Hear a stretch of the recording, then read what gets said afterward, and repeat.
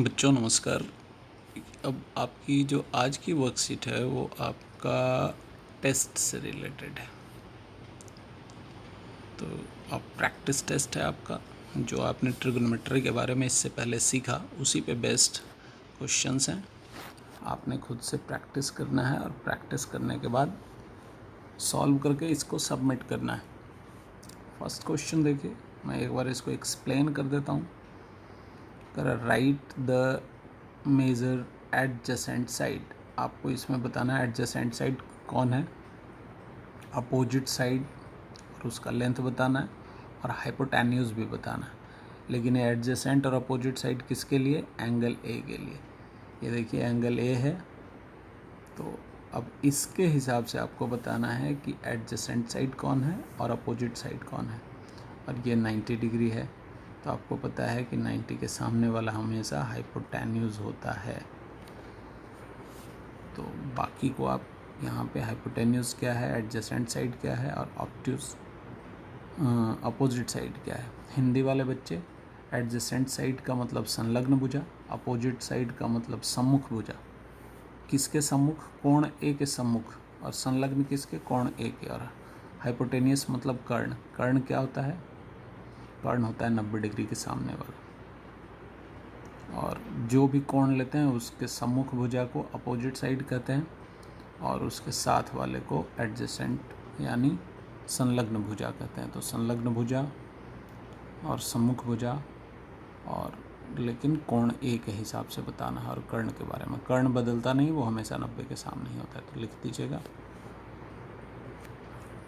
Second question है, if tan a is equal to 3/4, मतलब tan a का मान 3/4 है, तो आपको sin a का और cos a, यहाँ बीच में कोई साइन नहीं है, मतलब sin a multiply cos a, sin a गुणा cos a का मान चाहिए। आप क्या कीजिएगा, tan a दिया हुआ है, sin a का मान लाइएगा, cos a का मान लाइएगा, दोनों को मल्टीप्लाई कीजिएगा, आंसर आ जाएगा।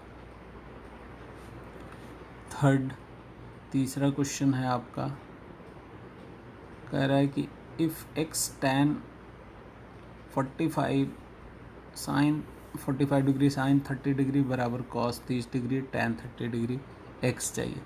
देखिए यहाँ x multiply tan 45 degree, x गुणा tan 45 डिग्री गुणा साइन 30 डिग्री। आप इन सब का मान रखिएगा, tan 45 का मान, साइन 30 का मान, और इधर cos 30 का मान, और इधर tan 30 का मान रखिएगा।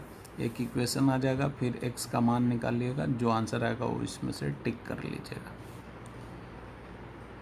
चौथा क्वेश्चन है, साइन स्क्वायर b बराबर 2 साइन b, ये सही कब होगा?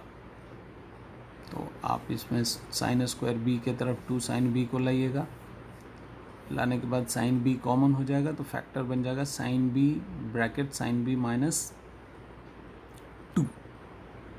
अब उसके हिसाब से आप देखिएगा साइन का कौन ऐसा मान है, 90, 60, 30 या 0, कौन ऐसा मान है जो इसमें रख दें तो ये जो इक्वेशन है वो सही हो जाए।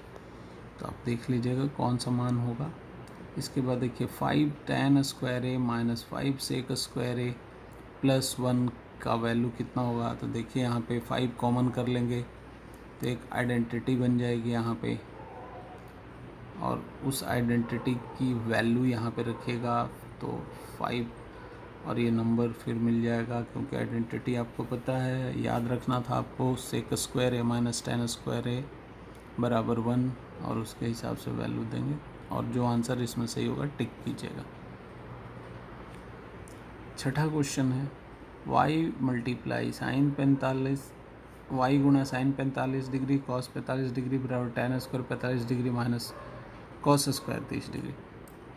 तो सेम है, आपको y साइन 45 का मान दीजिएगा, कॉस 45 का मान दीजिएगा, tan 45 का मान दे के स्क्वायर कर लीजिएगा, कॉस 30 का मान रखिएगा और उसका स्क्वायर कीजिएगा, और फिर एक इक्वेशन बन जाएगा। हल कीजिएगा, हल करने के बाद जो y का मान आएगा इन्हीं में से कोई होगा, इसको जो सही आंसर होगा उसको टिक कर लीजिएगा।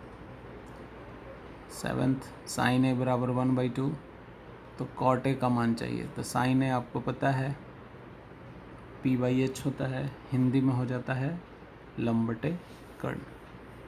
तो लंब कर्ण दिया हुआ है, आपको क्या करना है, आधार चाहिए और फिर कॉट ए का मान, या फिर ऐसे भी कर सकते हैं कि साइन ए बराबर 1/2 है, तो साइन के किस मान के लिए यहाँ साइन ए बराबर 1/2 होगा, तो ए का मान पता चल जाएगा। अब ए जितना कोण होगा वो कोण यहाँ रख दीजिएगा, तो कॉट के उस कोण के लिए कॉट का मान निकाल लीजिएगा, जो भी इसमें से आंसर आएगा वो आपके सही आंसर होगा और आप उसको ठीक कर लीजिएगा। अब यहाँ देखिए साइन थीटा दिया हुआ है a/b और आपको tan थीटा चाहिए, तो साइन थीटा जो क्या होता है वो होता है लंब बटा कर्ण या p/h परपेंडिकुलर अपॉन हाइपोटेन्यूज। फिर आप बेस निकाल लीजिएगा यानी आधार, और आधार आपका b बराबर जो भी आएगा, h बराबर पता हो गया आपको b, p बराबर भी पता हो गया a, b फाइंड कर लीजिएगा। और फिर tan थीटा जो होता है वो क्या होता है, लंब बटे आधार या p/b, वैल्यू रख दीजिएगा। p का तुम पता है, b आएगा तो आंसर आ जाएगा। इनमें से कोई चारों में से कोई एक सही आंसर है, आप देख लीजिएगा कौन सा सही आंसर है। 9वां क्वेश्चन है, आपको क्या करना है, प्रूव करना है।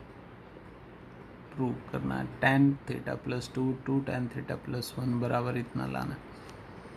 बस LHS से स्टार्ट करना है आपको, इनको मल्टीप्लाई कर लीजिएगा।